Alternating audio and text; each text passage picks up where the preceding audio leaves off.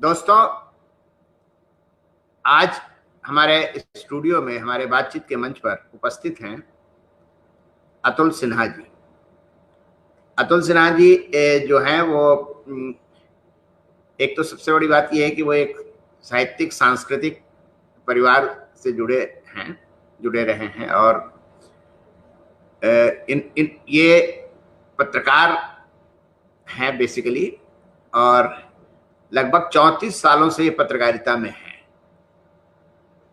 तो 3 दशक से ऊपर हो गए।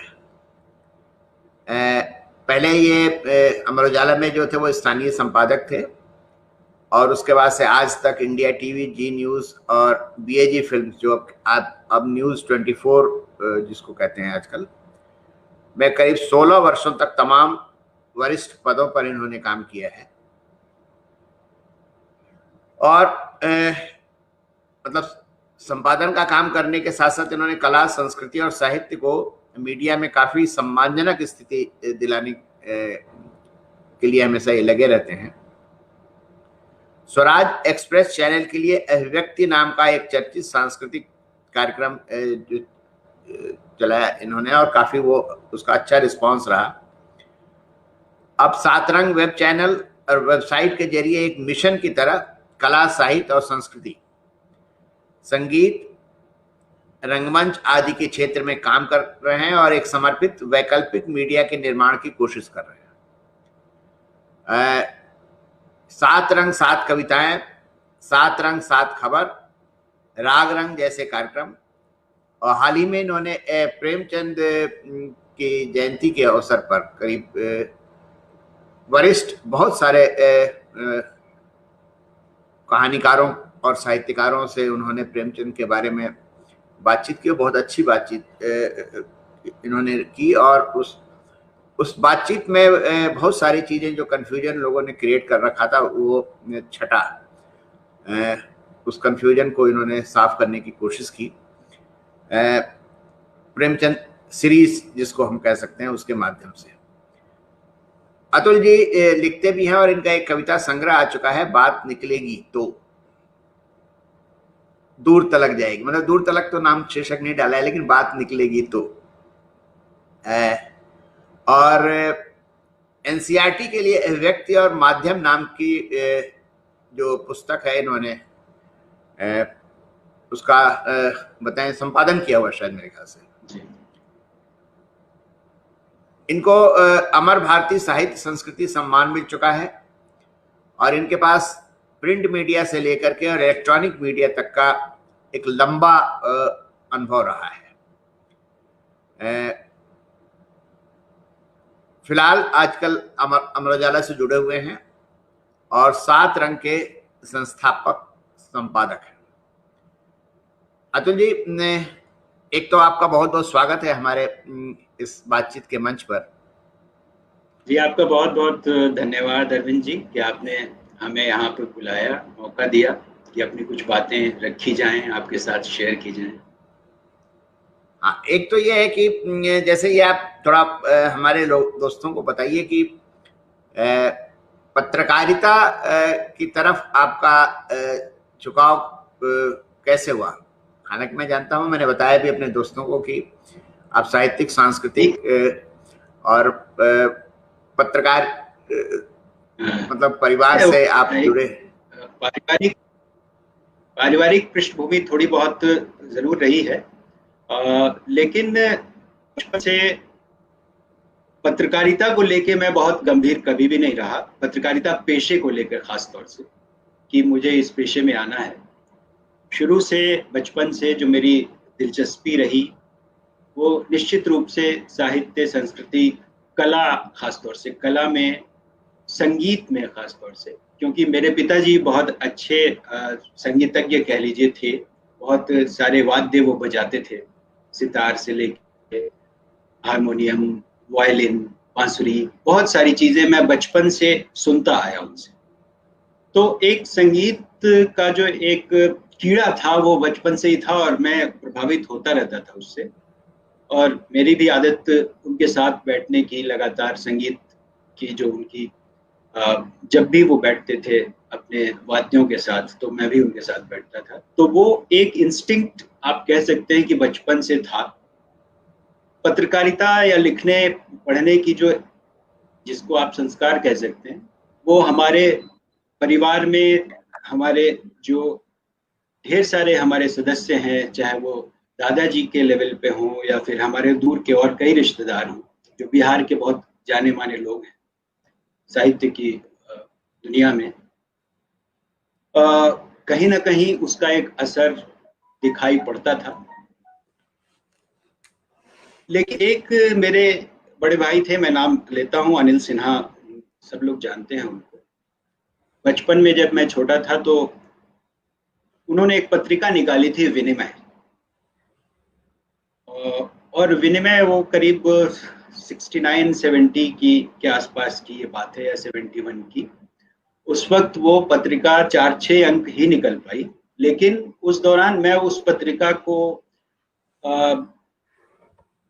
उसका बंडल बनाता था, उसकी जो चिट्ठियां आती थी वो सब मैं देखता था, और समझिए कि कहीं ना कहीं उनके सहायक की तरह मैं काम करता था। तो वो थोड़ी बहुत लिखने पढ़ने की जो स्थिति थी वो वहां से पैदा हुई। हालांकि बाद में जो हमारी जो पढ़ाई लिखाई हुई उसमें बहुत सारे बिहार में उस वक्त आंदोलन का दौर था, और स्थिति ये थी कि स्कूलों में पढ़ाई नियमित नहीं होती थी, परीक्षाएं जो थी वो टलती रहती थी, सेशन बहुत लेट होते थे। तो इन सबों से हमारी पढ़ाई को बहुत नुकसान हुआ, कई कई साल लग गए कोर्सेस पूरे करने में। उसी समय जयप्रकाश नारायण का आंदोलन चल रहा था, तो हमारे घर में भी कुछ गतिविधियां उनसे जुड़ी हुई होती थी, तो उससे भी मैं काफी हद तक प्रभावित रहा, वैचारिक रूप से जहां तक उसकी बात है। और थोड़ी बहुत गतिविधियां होती थी कहीं ना कहीं अल्ट्रा लेफ्ट से जुड़ी हुई, कुछ अंडरग्राउंड लोग आते थे, तो उससे भी कहीं ना कहीं हमारा थोड़ा बहुत ताल्लुक था। लेकिन मैं बहुत ज्यादा इन्वॉल्व उसमें नहीं होता था। मेरी कोशिश होती थी कि मैं नाटकों में या फिर कुछ मौजूद जो सवाल होते थे उस पर कुछ ना कुछ खुद से करूं। तो इसलिए स्कूल के ही दिनों में हमने एक छोटी सी संस्था बनाई कुछ दोस्तों ने मिलकर, उसका नाम था साथी। और साथी के तहत हम लोगों ने, जब मैं 12वीं क्लास में पढ़ता था तब की बात है, साथी के तहत हम लोगों ने कुछ कार्यक्रम भी किए 2-4। फिर जो स्थितियां बदली तो मुझे पढ़ाई के लिए लखनऊ आना पड़ा, क्योंकि बिहार में स्थिति पढ़ाई की उस वक्त बहुत खराब थी। तो लखनऊ आया, तो लखनऊ में अनिल जी थे, अमृत प्रभात में काम करते थे, तो पढ़ाई लिखाई वहाँ हुई क्रिश्चियन कॉलेज में। लेकिन मैं सांस्कृतिक संस्था एक थी नवचेतना, उसके साथ जुड़ा और नुक्कड़ नाटक ढेर सारे किए, लिखे भी। उस दौरान इंदिरा गांधी की हत्या हुई और पूरे देश में जो माहौल था वो बहुत ही अजीब माहौल था। वो सिखों की जब हत्याएं हुई पूरे देश में, उस दौरान हम लोगों ने एक एक्टिविस्ट की भूमिका में काम करने की कोशिश की। फिर भी पढ़ाई लिखाई के साथ साथ ये सारी गतिविधियां चलती रहीं, और उसी वक्त वहां से एक राष्ट्रीय सहारा निकलना शुरू हुआ था। तो वहां के लिए, फिर अमृत प्रभात के लिए, नवभारत टाइम्स के लिए मैं थोड़ा बहुत कुछ कुछ लिखता रहा, रिपोर्टिंग करता रहा, कुछ कवर स्टोरीज लिखी उनके संडे मैगजीन्स के लिए। लेकिन हमारी कोशिश ये थी कि मैं कहीं ना कहीं अपने आप को पूरी तरह समर्पित करूं रंगमंच में या संगीत की दुनिया में। पत्रकारिता में हमारी कोई खास दिलचस्पी उस वक्त तक भी नहीं थी। जब मैंने एमए कर लिया उसके बाद फिर वीरेन डंगवाल जो कवि, बहुत ही जाने माने कवि रहे, उनकी एक चिट्ठी आई कि तुम नौकरी करना चाहते हो कि नहीं करना चाहते हो, तुम्हें करना चाहिए और एक बार तुम मेरठ आओ, अतुल महेश्वरी से मिलो। वो काफी दिन तक तुम्हारा पहले भी उन्होंने कहा था और इंतजार भी किया था, मैं नहीं गया। लेकिन दोबारा उनकी चिट्ठी आई कि नहीं तुम आओ, देखो आकर कैसा लगता है, अच्छा लगे करना, नहीं लगे तो छोड़ देना। तो उनके कहने पे मैं मेरठ अमर उजाला में आ गया, और फिर उसके बाद से फिर ये सिलसिला शुरू हुआ तो फिर चलता ही रहा। वहाँ भी हमने अपने हिसाब से कोशिश की कि मैं जो चाहूँ वो कर पाऊँ, लिखने पढ़ने से लेकर के वो तमाम। और अतुल जी की मैं इस बारे में बहुत इज्जत करता हूँ कि उन्होंने मुझे पूरी आज़ादी दी लिखने की, और जो भी मैं चाहता था वहाँ करने की, स्वतंत्र रूप से संपादकीय पेज देखने की, रविवार श्री जो उनकी पत्रिका होती थी वो देखने की उन्होंने पूरी आज़ादी दी। लेकिन मैं मेरठ से निकलना चाहता था, इसलिए मैंने वहाँ से कहा कि अब मैं जा रहा हूँ दिल्ली। तो उन्होंने उस वक्त चौथी दुनिया एक अखबार शुरू हुआ था साप्ताहिक, संतोष भारती उसके संपादक थे और रामकृपाल और नकवी जी उसमें बहुत महत्वपूर्ण भूमिका में थे। तो उन लोगों ने ही कहा कि आप जो है आ जाओ। तो मैं चौथी दुनिया चला गया। कुछ ही दिन बाद चौथी दुनिया में स्थितियां खराब हुई, तो स्वतंत्र भारत कानपुर से लॉन्च हो रहा था, तो वहां के लिए मुझे कहा गया कि आप वहां चले जाइए। तो वहां मैं करीब 1 साल काम करता रहा। फिर ये हुआ कि नहीं, मुझे दिल्ली आना है। तो फिर से अतुल माहेश्वरी जी ने मुझे फोन करके कहा कि आप यहीं आ जाओ मेरठ, फिर हम तुम्हें दिल्ली भेज देंगे। तो मैं फिर वापस मेरठ आया, कुछ समय तक वहां काम किया, और 90 में मैं यहाँ दिल्ली के ब्यूरो में आ गया अमर उजाला। उसके बाद लगभग 10 साल मैं लगातार वहां रहा। बीच बीच में मैं टेलीविजन के लिए कुछ कुछ काम करता रहा, कुछ फ्रीलांस प्रोडक्शन और स्क्रिप्टिंग, इस तरह के कुछ कुछ काम करता रहा। और उसके लिए मुझे अतुल माहेश्वरी जी ने बहुत आज़ादी दी कि आपको जो मन है वो आप करो। रेडियो के लिए भी उस दौरान करता रहा। उसके बाद जब आज तक लॉन्च हो रहा था, तो वहां से फिर कमर वहीद नकवी साहब ने मुझे कहा कि भाई आप आज तक आना चाहते हैं तो आ जाइए।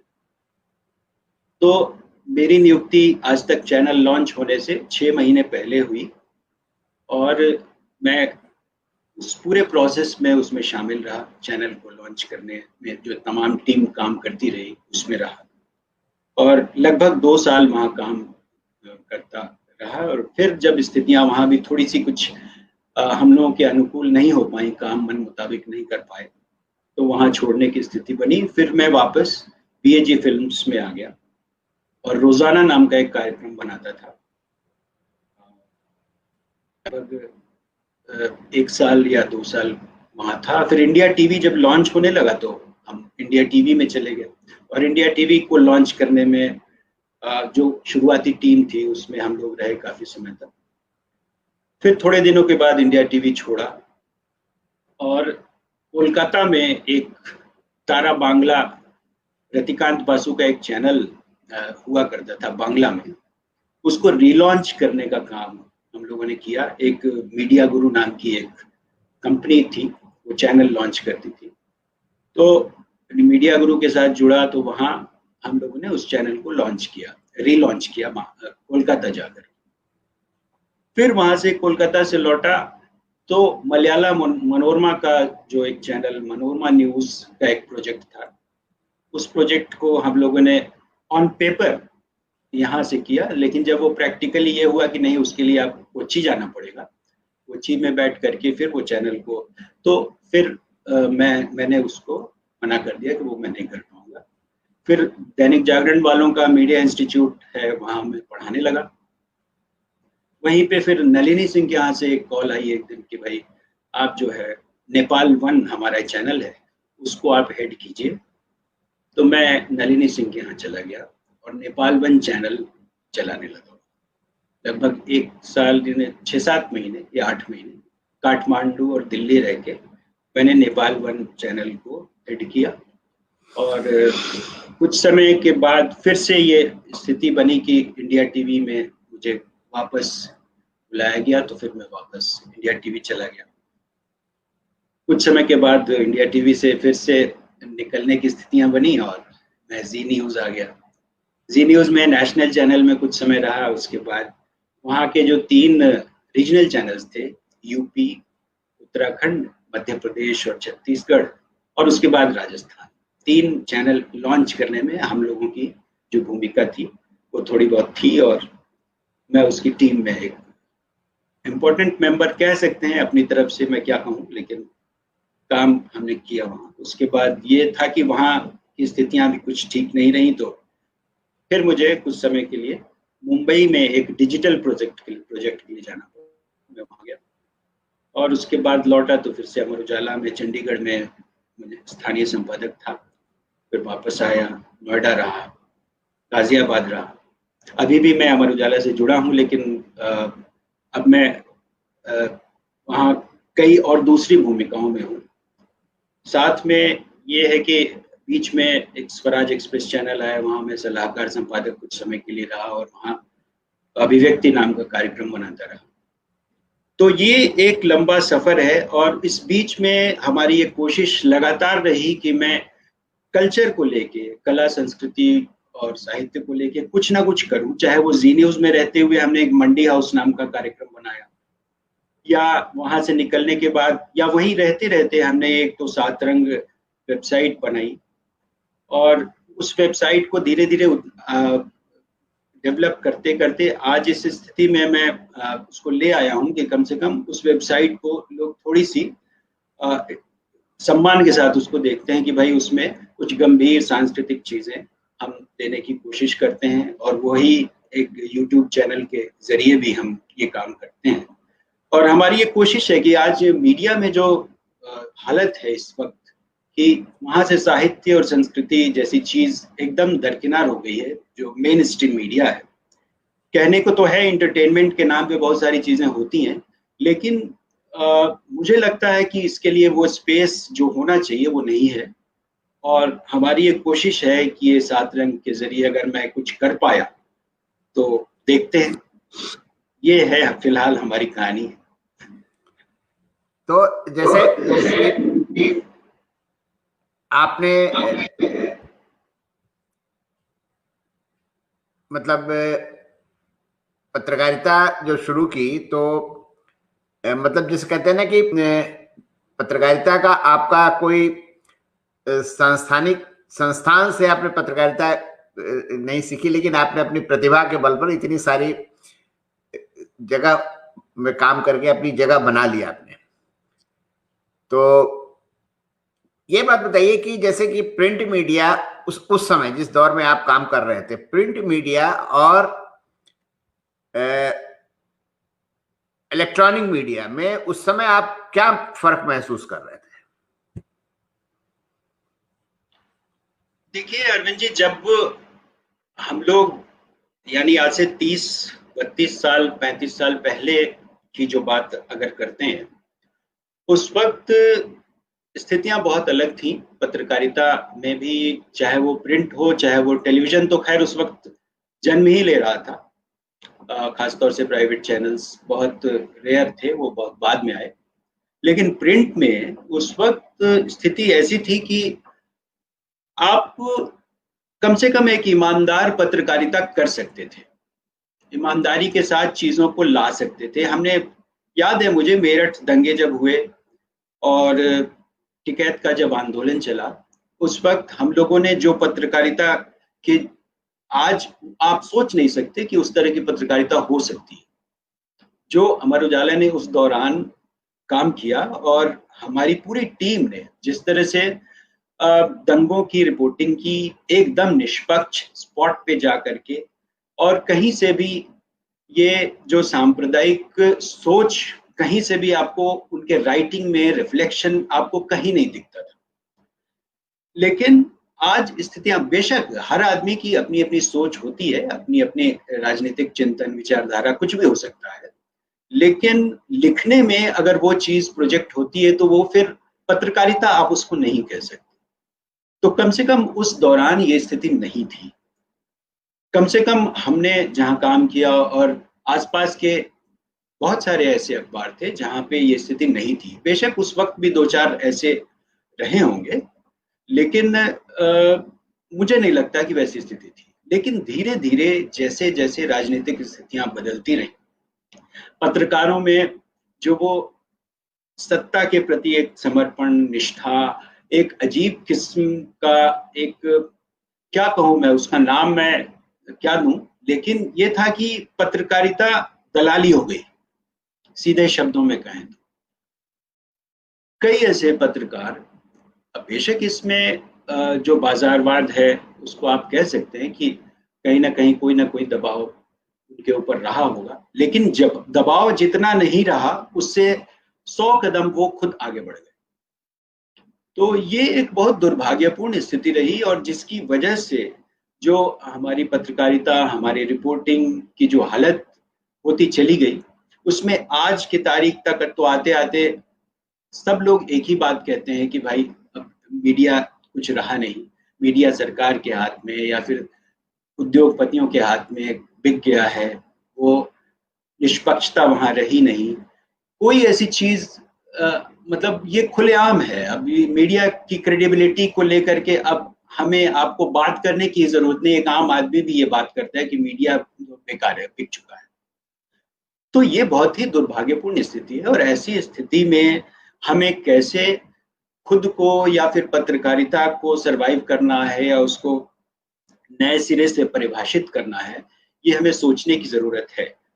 लेकिन जहां तक मेरा सवाल है या हम जैसे पत्रकारों का सवाल है, मुश्किल आती है उनके साथ, क्योंकि वो लगातार संघर्षों में ही जीते हैं। उन्हें बहुत लंबे समय तक अगर आप कहें कि भाई वो पत्रकारिता के शीर्ष पे पहुंच गए और उनके बड़े नाम हो गए और उनके नाम पे तो हजारों लाखों लाइक्स आ रहे हैं, और वो जब बोलना शुरू करते हैं तो जाने क्या क्या हो जाता है। तो ये जो एक फेनेटिक किस्म की पत्रकारिता या फिर उन चेहरों का जो हाल हो गया है, ये स्थिति है अभी। ऐसी स्थिति में बहुत ये चिंता की बात है बेशक कि कोई भी गंभीर पत्रकार, कोई भी जो जेन्युइनली काम करने वाला पत्रकार, जो जमीन से जुड़ा हुआ पत्रकार है और वो वहां जाके काम करना चाहता है, बताना चाहता है, उसके लिए मुश्किल है, बल्कि रास्ते बंद हैं। बेशक अब डिजिटल मीडिया ने थोड़ा रास्ता खोला है उसमें, और हम लोगों की कोशिश भी है कि इसका इस्तेमाल हो जाए, लेकिन हर जगह फिर वही बहुत तरह की दिक्कतें हैं, चुनौतियां हैं, तो वही स्थिति है। पहले एक चर्चा होती थी कि पेड न्यूज, उसके बाद अब आजकल कॉमन चर्चा का विषय है कि फेक न्यूज। तो पेड न्यूज से फेक न्यूज तक आने में पत्रकारिता तो नीचे गई है, मतलब एक तरह से ऊपर जो पत्रकारिता पहले हुआ करती थी, पत्रकारों से सरकारें भी घबराती थी एक जमाने में। अब तो यह है कि सरकारें जो चाहती हैं वही छप जाती हैं, वही, बल्कि मेरे कई मित्र हैं जो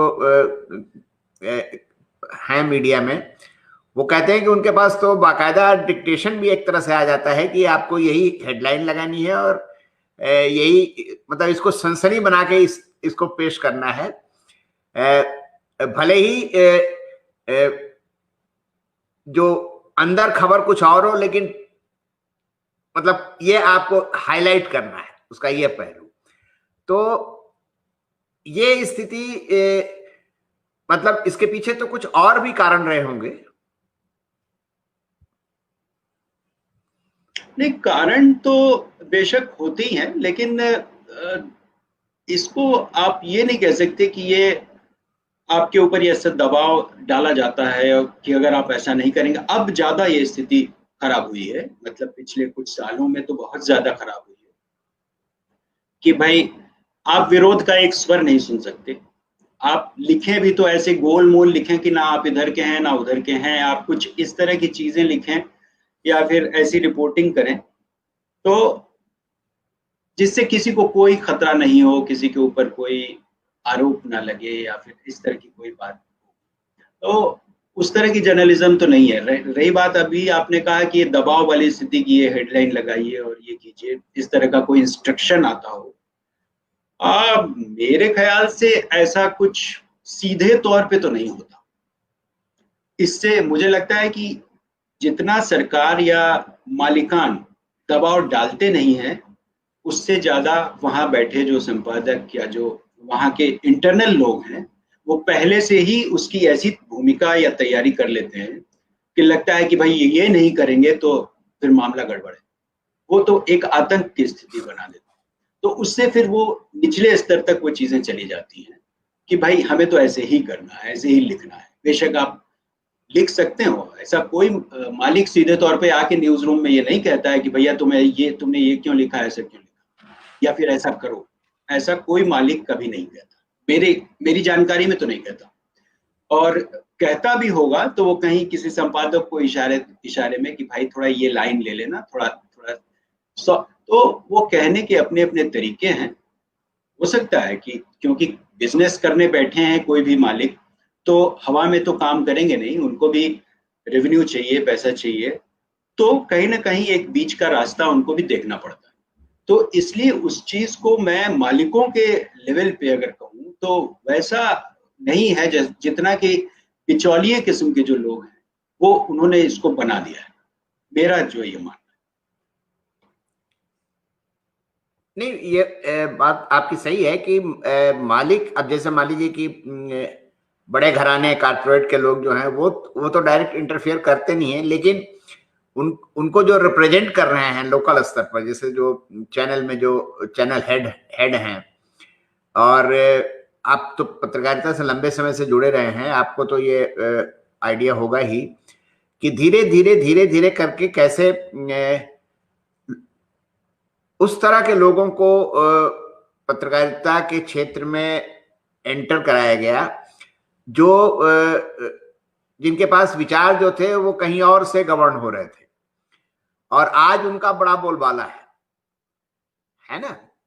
दूसरी बात ये है जो मुझे भी इसकी जानकारी है थोड़ी सी, कि जैसे अभी कोरोना काल चल रहा है, कोरोना का समय चल रहा है। कोरोना में तो मुझे एक हमारे मित्र पत्रकार, उन्होंने मुझे बताया कि ब्रीफिंग ये की गई, अब कहां से की गई आप अंदाजा लगा सकते हैं कि पॉजिटिव खबरें आनी चाहिए, मतलब लोगों के मरने की संख्या को मतलब दरकिनार करके पॉजिटिव खबरें आनी चाहिए। और यस सर करके लोगों ने सब जगह, हर एक मतलब जिससे भी बात करिए, वो जो भी अखबार या जो भी चैनल उठाइए, उसमें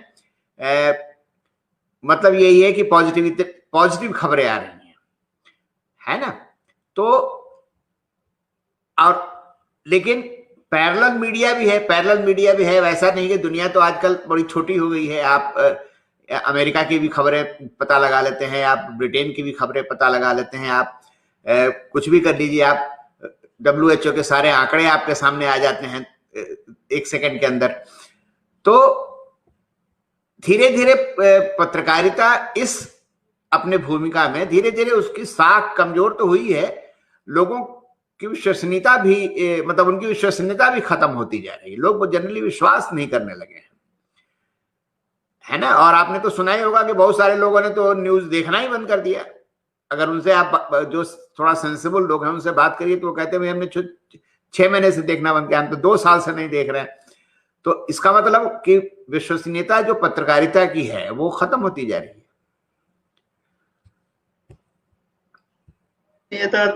विश्वसनीयता तो देखिए काफी समय से, पिछले 2 दशकों से काफी कम हुई है।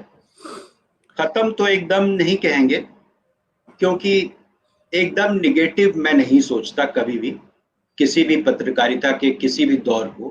ठीक है, ये मान लिया कि ये वक्त है, ऐसी स्थितियां आई हैं, लेकिन ये पत्रकारिता का जो एक फिलहाल जो स्थिति है, आने वाले वक्त में, क्योंकि अब ये जो माध्यम बदला है, तकनीक बदली है, और इंटरनेट के जमाने में हम डिजिटल हो गए हैं, कहीं ना कहीं पत्रकारिता को एक जगह भी मिली है और सांस लेने की एक कहीं ना कहीं छूट भी मिली है। तो हम इसको ये नहीं मान सकते कि पत्रकारिता खत्म हो रही है या खत्म हो गई या विश्वसनीयता। ठीक है, मेन स्ट्रीम मीडिया में जो 2, 4, 10 चैनल आपको नजर आते हैं, और ये तब हुआ, देखिए आप अखबारों में भी स्थितियां कब बदली, जब टेलीविजन चैनल्स आए। वहां जो मारामारी मची कि जल्दी जल्दी उसमें कुछ भी उल्टी सीधी चीजें, भाषा को लेके तमाम उल्टे सीधे जो प्रयोग हुए, उससे अखबार कंपटीशन में या उस दबाव में आए, और तब जाकर के कहीं ना कहीं वहां भी स्थिति खराब होनी शुरू। लेकिन देखिए वो एक दौर, एक दशक 2 दशक का दौर था, वो निकल गया। अब हालत ये हो गई है कि एक स्टेबलाइज हो गई ये चीजें, चाहे वो प्रिंट में हो या इलेक्ट्रॉनिक में हो, इसलिए स्टेबलाइज हो गई हैं क्योंकि अब वो उससे ज्यादा कुछ कर ही नहीं सकते। उससे ज्यादा वो ना तो वो नीचे गिर सकते हैं उससे ज्यादा, और नहीं चाहे किसी भी लेवल पे, तो अब उससे ज्यादा वो कहाँ जाएंगे, वो एक एक्सट्रीम तक वो जा चुके। अब उसको उनको फिर से सही दिशा में लाना है। जैसे मान लीजिए हम इंडिया टीवी की बात करें, टीआरपी के रेस के लिए उसने क्या क्या नहीं किया, उसकी देखा देखी आज तक ने वही काम किया, फिर सारे चैनल उसी टीआरपी के चक्कर में भागने लग गए। लेकिन जब ठीक है लोगों ने 25 तरह के सवाल उठाए और ये बातें हुई कि भाई ये क्या है, किस तरह की चीज चल रही है, तो अल्टीमेटली ये हुआ कि नहीं भाई अब हमें थोड़ा कुछ गंभीर चीजें भी करनी चाहिए। तो क्रेडिबिलिटी जब खराब होने लगी तो क्रेडिबिलिटी बनाने की भी कोशिश होने लगी। तो ये तो एक दौर है जो चलता रहता है। और ये जब तक ये कॉरपोरेट घरानों की चीज हो गई है पत्रकारिता, और जब ये और अब वो मिशन, जब हम लोग बातें करते थे बहुत कि भाई ये तो पत्रकारिता एक मिशन है, और आजादी के दौर में क्या पत्रकारिता होती थी, पराड़कर जी क्या थे, ये थे वो थे, 25 तरह की बातें अभी भी हम लोग करते हैं। लेकिन ये भूल जाते हैं कि भाई वो दौर अलग था और आज का दौर अलग है।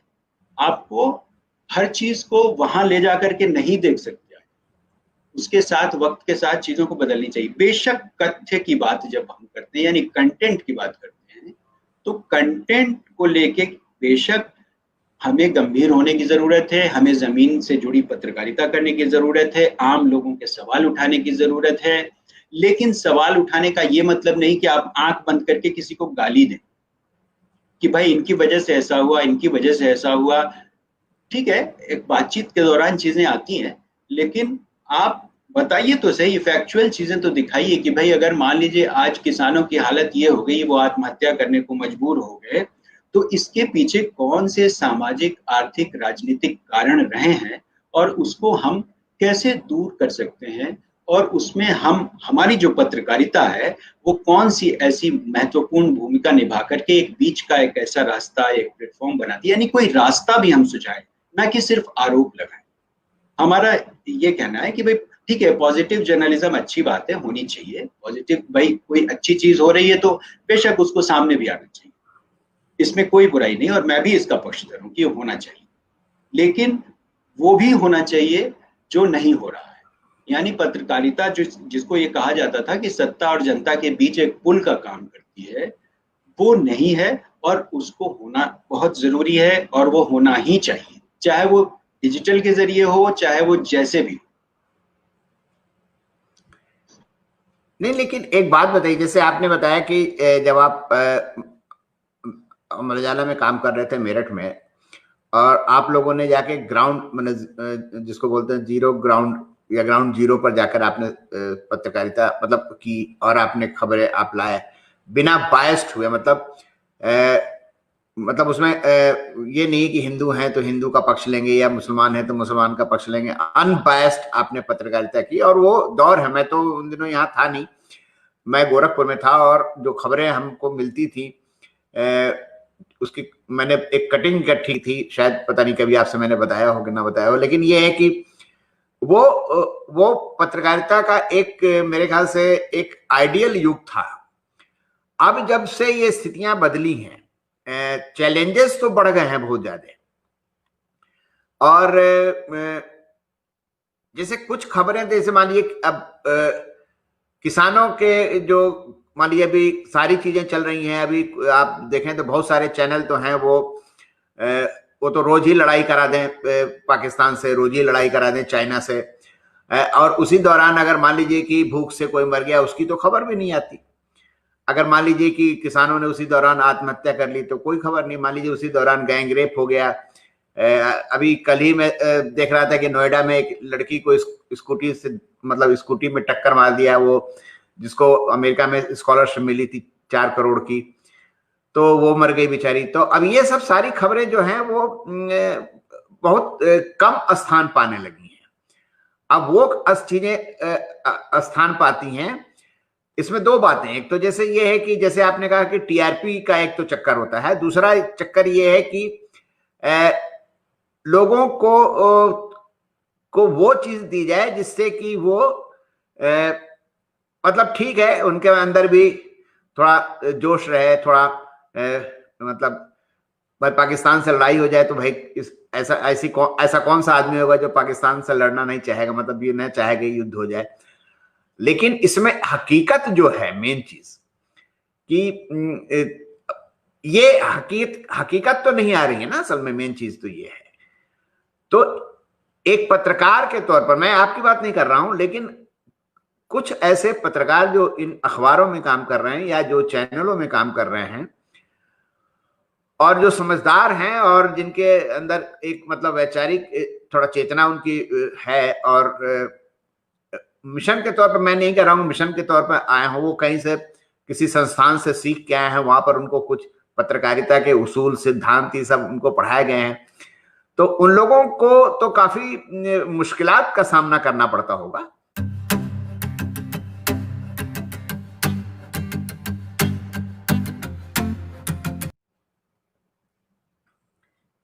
बेशक वो तो स्थिति है ही, मुश्किलें तो आती हैं। और जहां तक आपने डिबेट वगैरह की बात की, टीवी चैनलों पर डिबेट की, जिसकी वजह से सारी ये स्थिति पिछले कुछ सालों से बहुत बढ़ गई है। क्योंकि इसके अगर आप स्टैटिस्टिक्स में जाएं या फिर उसके जो अंदरूनी जो खेल है उसमें जाएं, तो आपको लगेगा कि ये डिस्कशन एक बहुत ही इजी पत्रकारिता का तरीका है। डिस्कशन क्या होता है, 4-6 लोगों को बैठा लीजिए, आपके 2 घंटे का एयर टाइम आराम से निकल जाता है।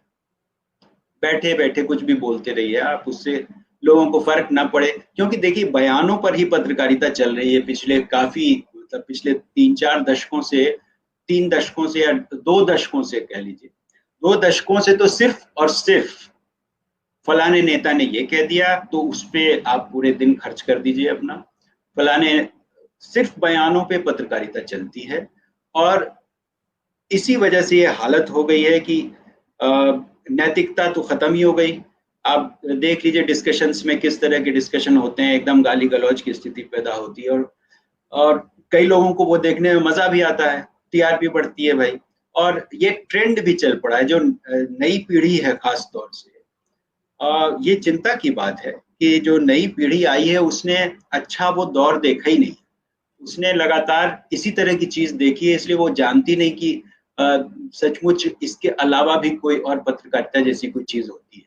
तो ये एक चिंता की बात है, क्योंकि आप देखते होंगे जब से ये यूट्यूब चैनल और ये डिजिटल का जमाना आया है, और हर कोई बैठ करके अपना यूट्यूब चैनल चलाता है, और उसमें बैठ करके उस फलाने नेता ने ये कह दिया तो उसके बाद बयान पे, चाहे वो मंदिर का सवाल हो, चाहे मस्जिद का सवाल हो, चाहे मुसलमानों को गाली देना हो, चाहे हिंदुओं की या गो हत्या का मामला, कुछ भी हो, XYZ हो, या फिर सुशांत सिंह राजपूत का मामला, ठीक है खबरें हैं, खबरों की तरह आप चलाओ, लेकिन आप ये क्या कर रहे हो भाई, पागलों की तरह आप जो है डिस्कशन भी कर रहे हो और उल्टी सीधी बातें आप चला रहे हो। इससे पत्रकारिता थोड़े हो रही है, ये पत्रकारिता नहीं हो रही है। तो इसलिए नई पीढ़ी के लिए तो बड़ी दिक्कत है कि उनको यही लगता है कि यही पत्रकारिता है। अब आप उनको कैसे समझाएंगे? मैं तो इंस्टीट्यूशंस में मैंने पढ़ाया भी है, 3-4 जगहों पे मैं क्लासेस लेता रहा हूँ, और जो नए बच्चे आते हैं उनसे पूछता भी हूँ, तो भाई उनका एक मकसद है कि हमें तो बस एंकर बनना है या फिर मुझे रिपोर्टिंग करनी है। तो रिपोर्टिंग ठीक है, रिपोर्टिंग करनी है तो कैसी रिपोर्टिंग करनी है? तो नेताओं से बाइट लेनी है साहब। तो आप ये सोचो कि आज की स्थिति में जो नए पत्रकार आ रहे हैं सो कॉल्ड, तो उनको हम क्या बताएंगे, कैसे? तो आने वाला वक्त तो बहुत ही खतरनाक है इस हिसाब से सोचिए तो। लेकिन फिर भी उसमें कुछ जेन्युइन बच्चे अभी भी हैं जिनके अंदर कुछ करने को या कुछ नई चीज सामने लाने की एक बेचैनी है, कुछ बच्चे, लेकिन बहुत कम। तो हमें एक वैकल्पिक मीडिया, अगर हम बात करते हैं कि भाई उन चीजों को सामने आना चाहिए, तो उसके लिए मशक्कत तो करनी पड़ेगी, और चुनौतियां भी हैं, लंबा वक्त भी लगेगा हमें हर जगह रोकने की कोशिश भी होगी और लोग हंसी भी उड़ाएंगे कि क्या बेवकूफी भरा काम करने बैठे हो यार, कौन देखता है ये सब चीजें। ये सब तो लोग कहते ही हैं, वो कहेंगे। वो कहेंगे कोई आदमी अब आज की तारीख में मोदी को गाली देने लग जाए तो वो बहुत हिट हो जाए, कोई आदमी राहुल गांधी को गाली देने लग जाए तो वो हिट हो जाए। तो ये जमाना चल रहा है पत्रकारिता का। कुछ चेहरे जो बन जाते हैं टेलीविजन में बन गए, उन्होंने अपना अपना कुछ कुछ शुरू कर लिया, वो हिट हो गए। तो हिट और जो ये जो जमाना है वो तो अजीब किस्म, इसको पत्रकारिता थोड़े कहेंगे। आप ठीक है, आप सवाल उठाओ, लेकिन ये पत्रकारिता नहीं है। आप उतरिए ना भाई, जमीन पे जाइए। अगर आपकी इतनी पत्रकारिता करने का मन है, कमरे में बैठ के भाषण तो हर आदमी दे लेता है। ये पत्रकारिता थोड़े है। अखबार पढ़िए, वहां फलाने नेता ने, अमित शाह ने ये कह दिया, नरेंद्र मोदी ने ये कह दिया और राहुल गांधी ने ये कह दिया। आप बोलते रहिए उसी पे घंटों घंटों, लोग सुनते रहेंगे। अगर इसको पत्रकारिता कहते हैं तो मैं तो भाई, हमारे तमाम मित्र हमें माफ करेंगे, लेकिन मैं इसके फेवर में नहीं। मेरा पर्सनल व्यू है कि मैं इसको नहीं पसंद। और बेशक साहित्य संस्कृति की अपनी एक छोटी सी दुनिया आज की उसमें है। मैं छोटे लेवल पे कोशिश करता रहूंगा कि मैं इसमें कुछ करूं, देखते हैं। अच्छा, एक बात बताइए कि ये जो अभी आपने जिक्र किया कि सुशांत सिंह का मामला चल रहा है, आप एक समझदार पत्रकार हैं, आपकी समझदारी क्या कह रही है? मतलब ये इतना हाईलाइट क्यों किया जा रहा है? एक शॉर्ट टिप्पणी आप दीजिए इसकी, इस पर।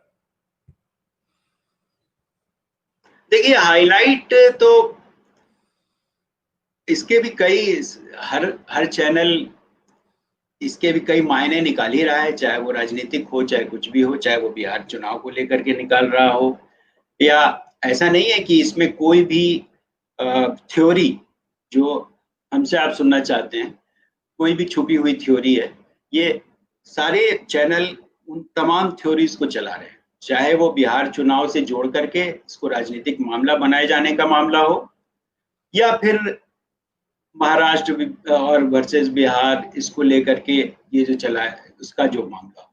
लेकिन जहां तक टेलीविजन चैनलों का सवाल है, अभी उनके पास दिखाने को क्या है? वैसे आप सोचे तो अभी आज कोरोना के समय एक तो वैसे ही खबरों का अकाल पड़ा हुआ है, दूसरे हर वक्त आप मौत के आंकड़े गिनाते रहो और लोगों को बताते रहो कि इतने मर गए, तो इतने इसके परसेंटेज ये कम हो गए, तो ये वैक्सीन आ रही है। तो ऐसे वक्त में आपके पास खबर है क्या? क्या दिखाएंगे आप? तो सुशांत सिंह राजपूत की हत्या, आत्महत्या, जो कुछ भी है, उसको लेके एक लोगों में दिलचस्पी तो है ही। लोग देखना तो चाहते ही हैं। कोई भी इस तरह की चीज जो किसी शख्सियत या पर्सनैलिटी से जुड़ी हो, जो एक यंग ऐसे लड़के से जुड़ी हो, और जिसके बारे में इतना कुछ कहा गया हो कि भाई वो इतना ब्रिलियंट, इतना तेज, और सब जाने क्या था, और उसकी फैन फॉलोइंग हो, तो ये लोगों को प्रभावित करने वाली चीज है। और बेशक आज के जमाने में जो पत्रकारिता की स्थिति है उसमें ये बिकने वाली स्टोरी है, बिकेगी और लोग देखेंगे। तो इसीलिए पत्रकार, इसको आप टिप्पणी के तौर पे माने या जो भी समझें, ये एक हादसा, घटना, जो कुछ भी है, ऐसी तमाम घटनाएं होती हैं और होती रही हैं पहले भी। लेकिन हाँ, इसको इस तरह से महीने, 1.5 महीने, 2 महीने, शायद बिहार चुनाव तक चले, जो भी है स्थिति, लेकिन रहस्य तो है ही, और अब ये उलझता ही जा रहा है और आगे उलझता भी जाएगा। अभी मुझे लगता नहीं कि कोई सुलझने वाली स्थिति में आएगा। ऐसे तो बहुत सारे हादसे हुए हैं जो अभी तक सुलझे भी नहीं हैं, और बहुत दिनों तक चले, खूब चले, आराम से चले। और कुल मिला के मतलब ये है, आपकी बात से इतना तो मेरी समझ में भी आ रहा है कि ये बाजार का मामला है, टीआरपी का मामला है, और पॉलिटिक्स इसके पीछे है। पॉलिटिकल माइलेज लेने की मतलब इच्छा है इसमें। अच्छा, एक नहीं, ऐसा आप कह सकते हैं, लेकिन देखिए क्या है ना कि एक चीजें सेट पैटर्न हो गई हैं, टेलीविजन चैनल्स हो या फिर अखबार हो या जो कुछ भी हो, आज का मीडिया जो है वो अब एक सेट पैटर्न से चलती है। अब आप उसको किसी को डिक्टेट करने की जरूरत नहीं है। अब आपको ये नहीं लगता कि कोई कहता है कि ये चलाओ इसको, ये चलो, ये अब एक पता है कि भाई ये ऐसी घटना है, ये बिकने वाली है, इसको चलाना है तो चलाना है, चाहे जैसे भी हो। इसके लिए आपको किसी इंस्ट्रक्शन की जरूरत नहीं है। तो ये एक ऊपर से नीचे तक चीजें बनती चली गई हैं। अब आप एक चैनल देखें, दूसरा चैनल देखें, तीसरा चैनल देखें, किसी भी चैनल में ऊपर से नीचे तक जितने भी लोग काम करते हैं, उन्हें पता है कि उनके चैनल को क्या चीज दिखाना है और क्या नहीं दिखाना है। तो ये एक, इसमें कुछ भी आश्चर्य, कुछ नया नहीं है। कोई और दूसरी घटना भी बीच में आ जाएगी, कोई हीरोइन या कोई हीरो या कोई नेता या कोई इस तरह की चीज हो जाएगी जो सेलेबल हो, तो वो बिकेगा, चलेगा। इसमें कोई ऐसी चीज नहीं है। ये बहुत लंबे समय से ये चलता रहा है और वो चलेगा भी, क्योंकि ये ट्रेंड है। ये टेलीविजन के आने के बाद से ट्रेंड चल रहा है और ये चलता रहेगा। जैसे मान लीजिए आप अगर होते इन चैनलों में, किसी एक चैनल में मतलब, और तो आप क्या ये सवाल उठाते कि यार बहुत हो गया, अब इसको बंद करो, अब कुछ और हम लोग खोज के लाते हैं खबरें, उसको दिखाया जाए, ये आत्महत्या और उसके पीछे रिया और पता नहीं क्या क्या, ये बहुत सारी चीजें हो गई हैं, अब इसको बंद करो और अब हम लोग कुछ और करते हैं। तो ऐसे और लोग भी होंगे जो इस तरह के सवाल उठाते होंगे। जाहिर है सवाल तो उठाते हैं, अपने सुझाव भी देते हैं लोग, मीटिंग्स में अपनी बातें रखते हैं, अगर कुछ लोग रखना चाहते हैं तो। अब वैसे तो पिछले कुछ समय से अब तो मीटिंग्स में कोई अपनी बात ही नहीं रखता, जो कहा जाता है कर दिया जाता है, ये स्थिति हो गई है। तो बहुत, जब मैं जी वगैरह में था या फिर जब भी मेरी स्थिति ऐसी जब कभी भी रही कि मैं कुछ कर सकता हूँ, या फिर मुझे लगा कि नहीं, मैं मेरे सुझाव का कहीं कोई मतलब है या लोग उसको सुन लेते हैं, तो जाहिर सी बात है मैं वो करता रहा। और हमेशा से मैं रेजिस्ट करता रहा, चाहे मैं जहां भी रहा हूँ। और मेरी अपनी कोशिश रही है कि वो अपनी तरफ से वो चीज रखी जाए, बेशक वो मानी जाए या ना मानी जाए, वो एक अलग चीज है।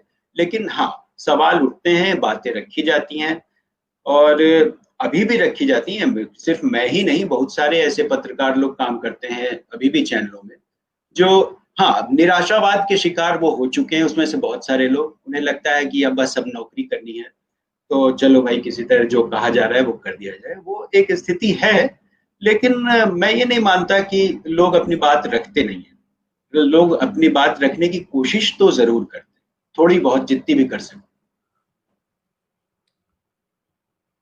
एक समय था जब हम लोगों ने अपने दौर में देखा है, जवानी के दौर में देखा है कि पत्रकारों का जो यूनियन था वो बहुत स्ट्रांग हुआ करता था और पत्रकारों के हक के लिए वो उतर जाते थे। और हमारे समय में बहुत सारे ऐसे आंदोलन हुए हैं जिसमें पत्रकारों के हित के लिए लोगों ने काम बंद कर दिया और हड़तालें चली, लंबी लंबी हड़तालें चली। अभी जो खबर आई थी, और ये तो आपने भी देखा होगा कि इस दौर में बहुत सारे पत्रकारों की नौकरी चली गई, लेकिन कहीं से कोई विरोध का स्वर नहीं आया। जी, तो ऐसा क्यों? देखिए, ये क्या है ना कि पत्रकार यूनियन, या जो शुरुआत में कभी प्लांट यूनियन हुआ करते थे अखबारों में, दफ्तरों में, वो तो खत्म ही हो गए। अब कोई आंदोलन तो उठता नहीं। पहले था क्या कि वेतन आयोग के लिए आंदोलन होते थे, अब वेतन आयोग जैसी कोई चीज बची नहीं। मणिसाना या हाल फिलहाल में जो भी रहा, और उसके बाद से अब हर जगह वो जो ठेका व्यवस्था है, कॉन्ट्रैक्ट सिस्टम है, या फिर कुछ जगह पार्शियली तनख्वाहें देने वाली जो स्थिति है, तो उसमें प्लांट यूनियन जैसी चीज को तो इन लोगों ने पहले ही खत्म कर दिया। आज से 2-3 दशक हो गए। बल्कि जब लखनऊ में नवभारत टाइम्स बंद हुआ, उस वक्त भी खूब हड़ताल हुई, लोग हटा दिए गए, सारा कुछ खत्म हो गया। लेकिन प्लांट यूनियन हड़ताल होती रही, लेकिन कुछ खास हो नहीं पाया उसका। ऐसे उसके बाद यहाँ इंडियन एक्सप्रेस में ये चीज हुई। हर जगह तमाम बड़े अखबारों में प्लांट यूनियन खत्म कर दिया गया, क्योंकि यूनियन भी पहले जिस तरह से बनाए जाते थे, आपको भी पता है अरविंद जी अच्छी तरह, कि उसके जो भी पदाधिकारी नेता बनाए जाते थे वो मालिकों की सहमति से बनाए जाते थे, ताकि उनके बीच जो एक संवाद की स्थिति है वो बनी रहे। वो मालिक लोग भी जिस तरह से चीजों को चाहते थे मैनेज करना, क्योंकि वो एक कॉन्स्टिट्यूशनल जरूरत थी और आज भी है शायद, कि कागजों पे एक यूनियन होनी चाहिए। तो कागजों पे तो चीजें अभी भी हैं कहीं ना कहीं, लेकिन वो फंक्शनल नहीं है। इसलिए नहीं है क्योंकि उसका कोई अब मतलब नहीं है, कोई आवाज नहीं उठती है। किसी की नौकरी जाती है तो जाए, हमारी बची रहे। ये जो बेसिक कॉन्सेप्ट है कि भाई हमें कुछ ना हो, बाकी किसी को कुछ होता है तो होता रहे। सामने मिलने पे अरे तुम्हारे साथ बहुत बुरा हुआ, ऐसा नहीं होना चाहिए था, हम लोग को तो इसमें फाइट करना चाहिए। हद से हद क्या होता है कि जो बड़ी आजकल जो अंतरराष्ट्रीय राष्ट्रीय स्तर पे जो पत्रकार संगठन है, IFWJ हुआ, NUJ हुआ, वो एक दो बयान जारी कर देते हैं कि भाई चलिए ये गलत हुआ और इसके खिलाफ जो है सरकार को कार्रवाई करनी चाहिए। उसके नेता लोग जा करके मंत्री से मिलाते हैं, एक मेमोरेंडम दे देते हैं, रिचुअल हो जाता है, चाय पानी पी करके चले आते हैं, उससे ज्यादा कुछ नहीं होता। और ये आज से नहीं, काफी समय से चल रहा है। तो ये स्थिति तो है ही। अब यूनियन का तो कोई मतलब बचा नहीं है, तो अब सारा कुछ इंडिविजुअल हो गया है। आप अपनी लड़ाई खुद लड़िए अगर लड़ सकते हैं तो। मतलब अपने को बचाओ, जैसे आजकल है ना कोरोना में, अपने को बचाओ जी हैं, वही डरते है। रहिए और और क्या कि अब सैनिटाइजर। आप खुद से अपने आप को बचाइए, नौकरी बचाए रहिए, और जो है जो मालिक कहता है, मालिक क्या, जो आपका बॉस कहता है वो आप करते रहिए। और उसको पसंद आए आपका काम, ठीक है, नहीं तो अगर वो आप कहता है कि कल से मत आना, तो नहीं आएंगे, हम किसी और रास्ते देखेंगे। ये तो खैर पत्रकारिता की बातें की आपने, मुझसे लगातार पत्रकारिता की बातें की, लेकिन मैं ये चाहता हूं कि आप अगर कुछ सवाल कला साहित्य संस्कृति पे भी करें तो वो मैं आ बेहतर रहा हूँ, होता। मैं आ रहा हूँ उसी पे आ रहा हूँ, उसी पे मेरा अगला सवाल इसी पे है कि ये जो कला संस्कृति के क्षेत्र में आप जो काम कर रहे हैं और आप लंबे समय से करते रहे हैं, जैसे कि साहित्यिक पेज वगैरह भी अखबारों में देखते रहे हैं आप, और कला संस्कृति के पेज देखते रहे हैं। अब आपने जो एक अभियान सा चला रखा है साहित्य संस्कृति को लेकर के, इसके पीछे आपके मन में मतलब क्या मतलब धारणा या भावना है कि इसको बहुत सीरियसली चलाया जाना चाहिए? एक तो अरविंद जी, आपको मैंने शुरू में ही बताया कि जब मैं स्कूल में पढ़ता था तब से मैं साहित्यिक सांस्कृतिक संगठनों को बनाने और उसके जरिए कुछ काम करने की कोशिश करता रहा।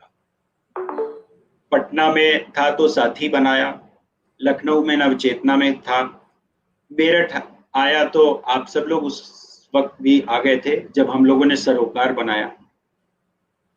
सरोकार नाम का संगठन, चाहे वो जैसे चला, जितने दिन भी चला, वहां भी ये कोशिश हुई। दिल्ली आने के बाद उस तरह से सांगठनिक तरीके से तो काम नहीं हो पाया, जाहिर सी बात है, क्योंकि दिल्ली एक समुद्र है और यहाँ हर आदमी के ढेर सारे अपने अपने मतलब काम हैं, अपने अपनी अपनी अपनी संस्थाएं हैं। और यहाँ आने के बाद फिर मुझे इसकी सच्चाइयां भी बहुत नजदीक से पता चली कि भाई जो हम जिस साहित्य संस्कृति की बातें करते हैं वो दिल्ली जैसे शहर में वो सिर्फ और सिर्फ खेमेबाजी है और कुछ नहीं। और यहाँ जिस तरह से चीजों को मैंने साहित्य में देखा या संस्कृति में देखा, अलग अलग एक एक गुट बने हुए हैं, उनके लिए काम होता है। पॉलिटिकल पार्टीज से भी कहीं ना कहीं एफिलिएशन है और जुड़े हुए हैं, तो फिर वो फंडिंग के लिए जुड़े हुए हैं। और छोटी छोटी बात पे झगड़े, वो कहीं ना कहीं लगता है कि वो सिर्फ और सिर्फ कहीं ना कहीं पैसा बनाने या फिर एक अपने आप को वो दिखाने के लिए कि मैं ये महान हूँ, इस तरह की चीजें चलती रहती है। लेकिन जमीन से जुड़ के जो लोग वास्तव में कल्चर के लिए जिनका जीवन शुरू से संघर्षों में रहा है, जिन्होंने काम किया है वाकई और कर रहे हैं, और जो अभी मौजूदा स्थिति में हताशा और निराशा के शिकार हैं कि उनके पास हुनर है, उनके पास कला है, उनके पास प्रतिभा है, लेकिन उनको सामने लाने के नाम पर जो संस्थाएं, सरकारी संस्थाएं या एनजीओ कर रही हैं, और वहां भी सिर्फ दलाली, खेमेबाजी जैसी चीजें चलती हैं।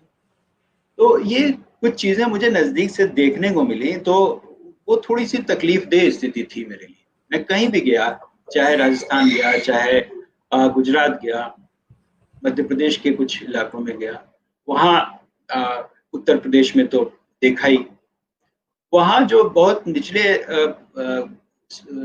इलाकों के, जो छोटे इलाकों के जो कलाकार या वो नाटक के क्षेत्र में या संगीत के क्षेत्र में, नृत्य के क्षेत्र में जो लोग काम कर रहे हैं, उनकी जो दशा देखी, उससे मुझे अंदर से बहुत तकलीफ हुई और लगा कि नहीं, कुछ होना तो चाहिए, चाहे जैसे भी हो, और हम उसमें क्या कर सकते हैं। तो लगा कि भाई कुछ नहीं तो कम से कम मीडिया में उनकी आवाज ही उठाएं, चाहे जिस भी, अगर अखबार में है तो अखबार में, टीवी में है तो टीवी में, वहां थोड़ी बहुत छोटी बहुत मोटी उनकी खबरें ही चलाएं, कुछ तो आवाज उठे, कहीं से तो उसको स्पेस मिले कहीं ना कहीं। तो वो एक कोशिश की, लेकिन उसकी भी निश्चित रूप से उसको लेके भी मुझे यही सुनने को मिला, यार इसको कौन देखता है, इसको ये सब नहीं चलाओ। तो ये जो स्थितियां थी, तो मुझे लगा कि भाई अब ऐसी स्थिति में कोशिश ये की जाए कि एक छोटा सा प्लेटफॉर्म खुद का ही बनाते हैं, कोशिश करते हैं कि भाई चलो इसके जरिए ही कुछ काम किया जाए। जाहिर सी बात है, इसमें आप नौकरी करते हुए कोई काम करना या फिर अपनी आजीविका भी चलाना है, साथ में आपको परिवार भी चलाना है, उसमें आपको ये मिशन या इसकी बात भी करनी है जिसमें आपको कोई फाइनेंशियल सपोर्ट कहीं से नहीं मिलता, कोई आपको मदद करने के लिए सामने नहीं आता। ऐसी स्थिति में ये बहुत ही टफ काम है, बहुत लॉन्ग टर्म काम है, बहुत ही धैर्य और सब्र वाला काम है। मुझे पता है मैं कितना कामयाब होऊंगा या कहाँ तक जाऊंगा ये तो मैं नहीं बता सकता, लेकिन मेरी योजना अगर टोटलिटी में देखें तो काफी लंबी चौड़ी है, और मैं चाहता हूँ कि ये काम बढ़े, आगे बढ़े, सातरंग के जरिए बढ़े या ऐसे तमाम संगठनों के जरिए बढ़े, और ऐसे तमाम जो लोग काम कर रहे हैं उनको एक करके कोई एक महासंगठन के जरिए बने। संगठन तो मैं क्या कहूँ, एक मीडिया प्लेटफॉर्म कहिए इसको। तो मेरी ये कोशिश है, बाकी ये कितना कामयाब होता है ये मैं अभी कुछ नहीं कह सकता इसमें। निक, आपका प्रयास तो काफी सराहनीय है और कामयाबी तो आपको मिल ही रही है। ये इसमें एक्चुअली जो मेरी अपनी मतलब राय है, हालांकि आप काफी अनुभवी हैं, मैं आपको राय नहीं दे सकता, लेकिन ये है कि निरंतरता जब बनी रहती है ना, तो धीरे धीरे लोगों का ध्यान जो है आपकी तरफ आने लगता है। क्योंकि आजकल हर आदमी जो सोचने वाला है, जो संवेदनशील है, जो साहित्य और संस्कृति को लेकर चिंतित है, या कुछ लिख रहा है, कुछ पढ़ रहा है, कुछ करना चाह रहा है, कर रहा है, उसे भी एक अल्टरनेट प्लेटफॉर्म की जरूरत है, और वो भी जो है वो सामने आना चाहता है। लेकिन अभी उसको और जगह तो जैसे होता नहीं। जैसे मान लीजिए कि मैं अपनी ही बात करूं, मान लो जैसे मान लीजिए कि मैं व्यंग लिखता था और कॉलम लिखता था, आप लोगों ने शायद शुरू कराया था मेरा अमर उजाला में ही।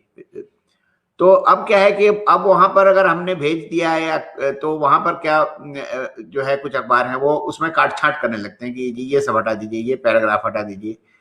तो उससे बढ़िया तो ये है कि डिजिटल प्लेटफॉर्म बहुत सारे हैं, उसी में अपनी चीजों को आप प्रकाशित कराइए, उसमें प्रसारित कराइए। तो ये तो है, कामयाबी तो इससे धीरे धीरे मिलने लगती है और आपको मिल भी रही है। ये नहीं मिल रही है तो नहीं, ये तो मैं नहीं कह सकता, लेकिन हाँ अब ये जरूर है कि लोगों ने सातरंग को जानना, समझना, पहचानना शुरू किया है। और बेशक निरंतरता एक उसमें एक पॉइंट तो है ही कि आप निरंतर चीजें डालते रहें, या फिर लेकिन ये है ना कि ये एक मिशन तो है, और मिशन के लिए आपको लगे तो रहना ही पड़ता है। अब देखते हैं इसमें कामयाब कितने होते हैं। आप सब लोग साथ रहेंगे या फिर हमारे सारे मित्र लोग साथ देंगे तो बेशक हम आगे बढ़ेंगे ही। और हम क्या चाहते हैं कि पूरी कम्युनिटी जो आर्ट कल्चर लिटरेचर से जुड़ी हुई जो जेन्युइन कम्युनिटी है वो सामने आए, बढ़े, और कोई ना कोई उसको ऐसा प्लेटफॉर्म हम दे पाए जिससे थोड़ा भी लगे कि हमने 1% भी कुछ किया, तो इसको मैं कामयाबी मानूंगा। तो इसका मतलब ये है कि अगर एक सेंसेबल अल्टरनेट मीडिया अगर डेवलप किया जाए तो बहुत सारी चीजों को हल किया जा सकता है। ये बात सही है कि उसके सामने चैलेंजेस हैं। मेन चैलेंज तो पैसे का ही होता है, मेन अर्थ का। जी। और इसके लिए अगर हम लोग प्रयास करें, मतलब लोग बाग प्रयास करें मिलकर के, तो एक बढ़िया चीज हो सकती है, और इस दिशा में हम लोगों को सोचना चाहिए। अब एक आखिरी सवाल।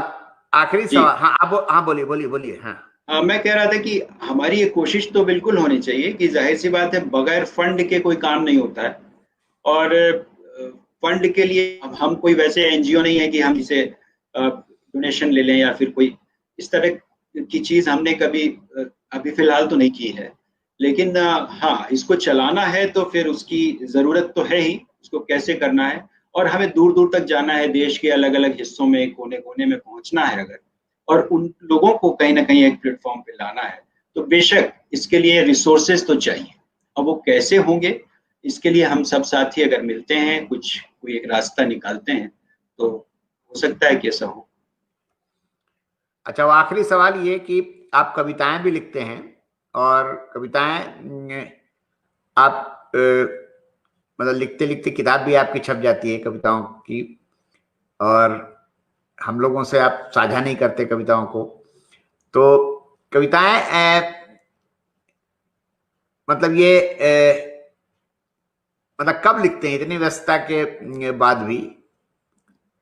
नहीं, कविता देखिए, कोई इसके लिए कोई निश्चित कोई समय तो होता नहीं, दिमाग में कोई चीज आई तो लिख दी। और वैसा कोई मैं प्रोफेशनल कवि भी नहीं हूँ कि बैठ के मैं मेरी कविताओं का एकदम रोज रोज 2-4 कविताएं लिख के फेंक दिया, ऐसा तो कुछ करता नहीं हूँ मैं। हाँ, जरूर है कि कभी किसी बात पे, कभी किसी उसमें कोई कविता फूटी, कभी ऐसा लगा कि वो कविता बन जाती है, वो लिखते लिखते शायद उसको लोग कविता कहते हैं, तो वैसे लिख देता हूँ कभी कभार।